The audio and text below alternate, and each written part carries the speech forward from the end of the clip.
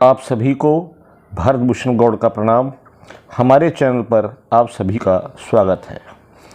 आज हम चर्चा करेंगे कि क्या व्यासपीठ पर बैठकर महिलाओं का भागवत कथा प्रवचन करना शास्त्र सम्मत है या नहीं है। श्रीमद् भागवत को स्वयं भगवत स्वरूप ही माना जाता है, अर्थात यह भगवान का ही स्वरूप है। आज के युग में भागवत कथा के नाम पर अनेक प्रकार के प्रपंच भी हम देखते हैं, किंतु आज हम इसी एक विषय पर चर्चा करेंगे कि व्यासपीठ पर महिलाओं का प्रवचन करना कितना शास्त्र सम्मत है। और इस विषय में इस वीडियो में शास्त्रों के प्रमाण भी दूंगा और श्रीमद् भागवत में इसके विषय में क्या लिखा है कि भागवत कथा करने का अधिकारी कौन। अतः आपसे प्रार्थना है वीडियो पर अंत तक बने रहें ताकि आप पूरी जानकारी पा सकें।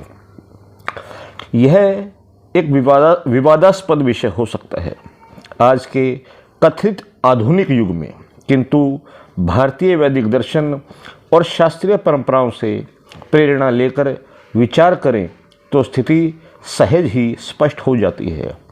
श्रीमद् भागवत व्यासपीठ पर बैठने का अधिकार उसे है जो वैष्णव है, वेदज्ञ है, शास्त्रों का ज्ञाता हो, वेदों को पढ़ने का अधिकारी हो।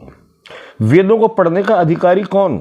जिसका उपनयन संस्कार अर्थात जनेऊ हुआ हो। तो उपनयन का अधिकारी कौन? जो गायत्री मंत्र जपने का अधिकारी हो। गायत्री मंत्र जपने का अधिकारी कौन?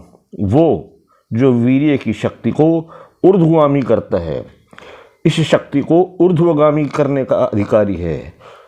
ऊर्ध्वगामी जो वीर्य की शक्ति है उसको ब्रह्मरंध्र की ओर प्रवाहित करके जो अपना कल्याण कर सकता है।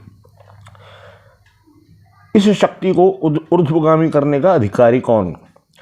तो सरल उत्तर है, प्रकृति ने स्त्री और पुरुष को रज और वीर्य प्रदान किया है। वीर्य की शक्ति ही यदि ऊर्ध्वगामी हो तो ब्रह्म की प्राप्ति कराती है, और यदि अधोगमन नीचे की ओर गमन करती है तो रज से संसर्ग कर यानी कि स्त्री के रज से मिलकर संसार की वृद्धि करती है, अर्थात संतानोत्पत्ति करती है। इसका कदापि अर्थ यह नहीं हुआ कि महिलाओं का वेदों में अधिकार नहीं है। अनेकों विदुषी स्त्रियां जैसे गार्गी, मैत्री आदि को वेद मंत्रों का दृष्टा होने का सौभाग्य मिला है, किंतु वो कभी किसी पीठ पर नहीं बैठी, उन पर बैठकर प्रवचन नहीं करे। वेद मंत्रार्थ पर सभी का अधिकार है, किंतु मंत्रोच्चारण पर नहीं। तो जब जनेऊ पहनने और वेद मंत्रों का ही अधिकार नहीं तो व्यास कैसे बन सकती हैं महिलाएं? तो क्या महिलाओं को मोक्ष का अधिकार नहीं? जी निश्चित अधिकार है। केवल वेद मंत्रों के उच्चारण को छोड़कर हर पूजा पद्धति, तमाम वैदिक साहित्य और ज्ञान पर उनका पूर्ण अधिकार है। यहाँ तक अधिकार है कि बताऊंगा तो दंग रह जाएंगे।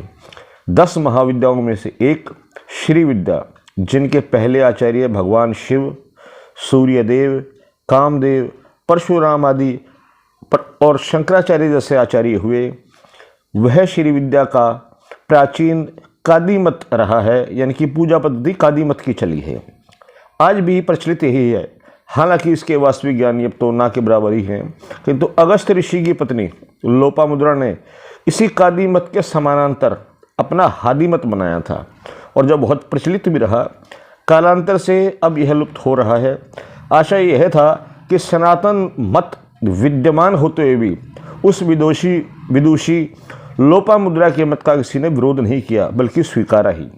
मोक्ष के सभी साधनों पर महिलाओं का पूर्ण अधिकार है, लेकिन केवल वैदिक मंत्रों के उच्चारण और उपनयन यानी कि जनेऊ पर नहीं।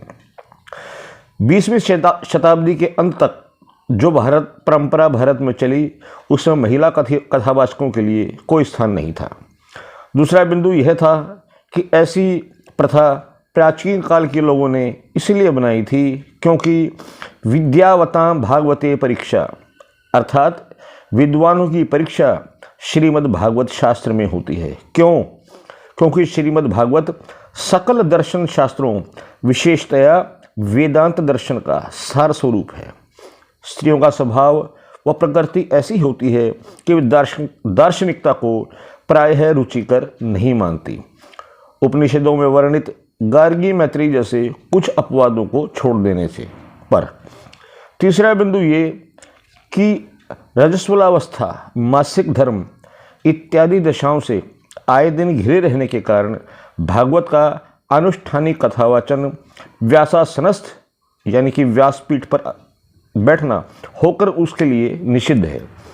चौथा बिंदु यह है कि पद्म पुराण अंतर्गत भागवत महात्म्य के 6वें अध्याय में भागवत के वक्ता के लक्षणों व योग्यताओं का निरूपण करते समय उल्लिखित हुआ है कि विरक्तो वैष्णव विप्रो वेद शास्त्र विशुद्धीकृता, अर्थात भगवान का वक्ता वैष्णव, विरक्त उपनयन संस्कार से युक्त ब्राह्मण अर्थात विप्र व वेद शास्त्र आदियों में पारंगतता को प्राप्त होना चाहिए।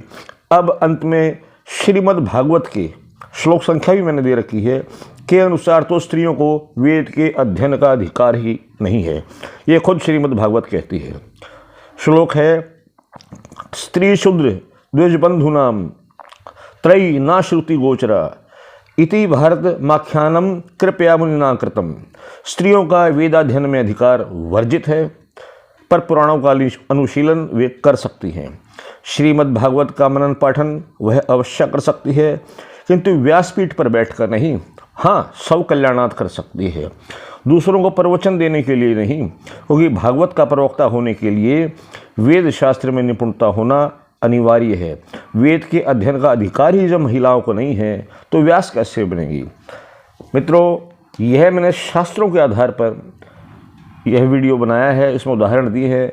मैं बिल्कुल भी नारी विरोधी नहीं हूँ, लेकिन हमें शास्त्र सम्मत परंपरा को, संस्कारों को, अपने धर्म को बचाए रखना चाहिए। इस वीडियो को बनाने का मेरा केवल इतना ही उद्देश्य है। यदि आप मित्रों को मेरा यह वीडियो पसंद आए तो इसे लाइक करें, शेयर करें, मेरे चैनल को सब्सक्राइब करें। आप सभी को भारत भूषण गौड़ का प्रणाम।